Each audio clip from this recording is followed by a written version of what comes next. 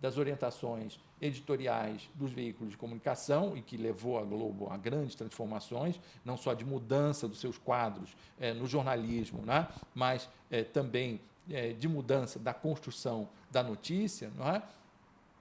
Mas a gente vê que a partir dali a própria Folha ela começa a mudar a sua orientação editorial, não é? E a gente vê que a partir daí a gente não pode mais falar de uma mídia comprometida com a defesa da democracia, como a gente, de certo modo, acompanhou naquele momento, sendo o caso da Folha de São Paulo, eu diria, o mais emblemático naquele contexto, né? Pela virada de ponto de vista político significativa. Não é? Enfim, eu acho que é importante apontar isso, né? Porque eu acho que os veículos de comunicação naquele momento foram importantes no apoio da causa democrática. No caso, por exemplo, da Direta Já, é muito evidente, não é? Que as imagens que a imprensa produziu, não é? A inovação da linguagem da imprensa, de modo geral, sustentou o interesse pela causa democrática. Né? Quando eu lembro aquelas fotografias aéreas das grandes passeatas Direta Já, não é? Quer dizer, aquilo atraía não só atenção por causa da notícia, mas também pela forma como a notícia era apresentada. Então, isso eu diria que é um aspecto que a gente não pode esquecer, não é? Que marca a época, não é? E um certo sensacionalismo, né, que foi acompanhado também, não é? Nesse período, que não era mais o sensacionalismo da imprensa sensacionalista da década de 70 e 60, era basicamente aquela criminal, não é? Nesse momento, a gente começa com um sensacionalismo político, né? A morte do Tancredo, por exemplo, depois como a gente chama, os quebra-quebra contra o... Quebra-quebra não, quando o Sarney leva... jogam coisas nele, não é? Começa a ter essas reações populares, o sensacionalismo da denúncia, não é? Da precariedade dos serviços públicos, não é? Que eu acho que é uma causa importante para a defesa das demandas populares na Constituinte, não é? Houve uma mudança de pauta aí, não é? Que a gente vê hoje claramente na imprensa, não é? Mas que naquele momento foram inovadoras, não é? O jornalismo local, por exemplo, não é? Os cadernos de bairro nos jornais, os jornais regionais, não é? Que a gente vê na imprensa hoje, que a gente pensa assim que sempre existiu, né? Parece óbvio que isso exista, não é? Não existiam, não é? Então é verdade que naquela altura, né, ainda existia aquele jornalismo nacional produzido localmente, né, pelas retransmissoras, não é? Mas hoje a gente vê que a grade da programação é claramente uma grade de programas associados, não é? À imprensa, aos fatos nacionais, e outra que aos fatos regionais, locais, e que dão voz, não é? A agentes da sociedade, não só os agentes de governo, os agentes das forças institucionalizadas. Você citou essas imagens que apareceram na imprensa e realmente grandes emblemáticas eram paredões de artistas e de políticos dentro das manifestações da Direta Já. A gente já viu muito em aula também. Essas imagens foram realmente muito emblemáticas. Mas quais seriam as personalidades? Você já citou algumas, mas políticas, culturais que você considera mais relevantes, que marcaram presença na Direta Já? Olha, sem dúvida nenhuma, né, os protagonistas foram aqueles que apareciam nos palanques, não é? Preciso lembrar do Osmar Prado, que era o locutor de futebol, né? Que era o grande mestre de cerimônias da ocasião, não é? A Fafá de Belém, que era cantora quase que oficial do movimento, né? E o Milton Nascimento, que era outro personagem também muito importante nesses palanques artístico, né, do participação artística, o Ivan Lins também, que era outro que tinha uma presença também muito forte naquele momento, né? Muitos artistas, na verdade, aderiram à causa, né? Mas havia aqueles que tinham as canções que eram transportadas, né, naquele momento.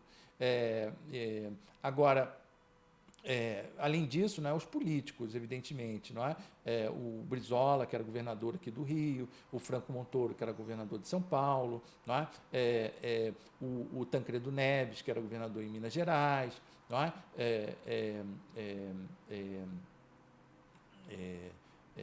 E havia outros personagens, não é? O próprio Dante Oliveira, evidentemente, não é? O Fernando Lira, eram deputados, não é? O Ulisses Guimarães, que a gente não pode esquecer, que era o presidente da Câmara de Deputados. Esses personagens, não é? Eles são muito importantes na articulação política, não é?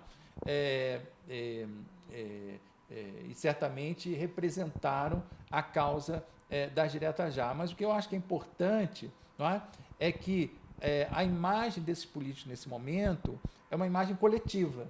Não é? É muito claro isso, essa ideia dos paredões, né? Como as fotos representam muito bem essa unidade suprapartidária. Não é? Então, essa apresentação deles de modo unificado, não é? Representa com clareza essa dimensão da organização suprapartidária do movimento. Não é? E eu diria, não é, que a associação deles com os personagens da expressão cultural, como a Fafá de Belém, o Milton Nascimento, não é? Mostra que eles vêm acompanhados pelo movimento não institucionalizado da política. Não é?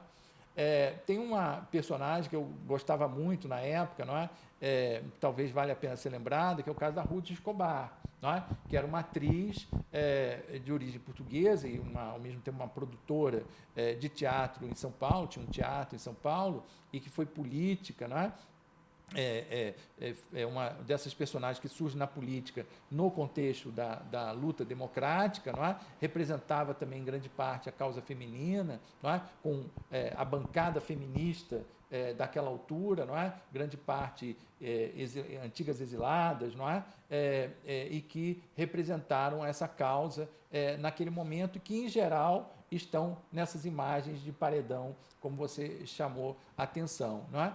E a participação dos líderes sindicais daquela época. Né? O Lula, evidentemente, a gente não pode esquecer que, ainda que o Partido dos Trabalhadores já tivesse sido criado e ele fosse representante do partido, a imagem dele era basicamente de um sindicalista naquela época. Então, a presença dele no palco, não é? Eu diria que fortalecia não só a representação da unidade partidária, mas fortalecia, sobretudo, essa ideia de que aquele momento da política, aquele movimento da política institucionalizada se combinava com o movimento da política, de outras forças políticas da sociedade que não são aquelas da política institucionalizada, não é? E que representavam as causas e as demandas da sociedade. Não é?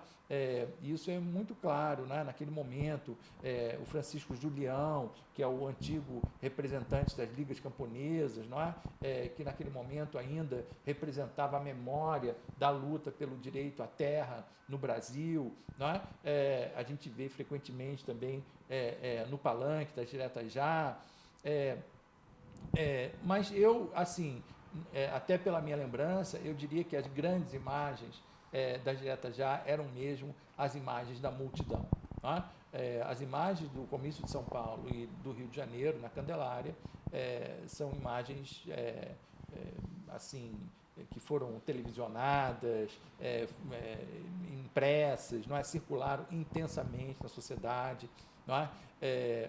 Depois, a imagem da eleição do Tancredo, não é? Com a multidão em Brasília, primeira vez que a gente vê multidão em Brasília, não é? Participando da política, não era parada de 7 de setembro, não é? E com aquela bandeira, né, que cobria a população. Eu acho que a gente nunca viu na história do Brasil, não é? De modo tão intenso, a promoção da multidão. Não é? É claro que, se você olhar as fotos do movimento de 30, ou até do movimento civilista, não é? Do Rui Barbosa, você vai ver lá que tem uma multidão, não é? Mas em primeiro plano está a liderança. Não é? Isso vai acontecer também nas campanhas da década de 50 e até mesmo agora. A partir daí, a gente vai ver que a multidão tem um protagonismo, até por causa da renovação da linguagem, né? Quer dizer, não é só porque a época era diferente, né, do ponto de vista da representação da política, é também o fato de que as fotos aéreas começaram a ser feitas, não é, com muito mais frequência, não é? A própria capacidade de transmissão da televisão, do rádio, não é? Todas as inovações da linguagem, eu diria que contribuíram para projetar a ideia de que o movimento não era só um movimento da relação dos políticos institucionalizados com os políticos da luta democrática, de modo geral. Era, sobretudo, essa dimensão da gente comum participando da política, não é? E que vai ser muito forte nesse momento, aquela coisa de entrevistar o cidadão na rua, não é? Aquele que representa o anônimo, né? Aquele que não está no cargo das instituições, não é? E que deixa dessa posição de anonimato, de sombra, não é? Eu acho que nessa época também surge uma coisa na imprensa que tem graça, que são os papagaios de pirata, não é? Que, como a imprensa começa a documentar muito e publicar muita imagem, não é? Começa aquela coisa do político querer se colocar na foto a qualquer custo, não é? E começa a surgir também personagens que viviam para isso, não é?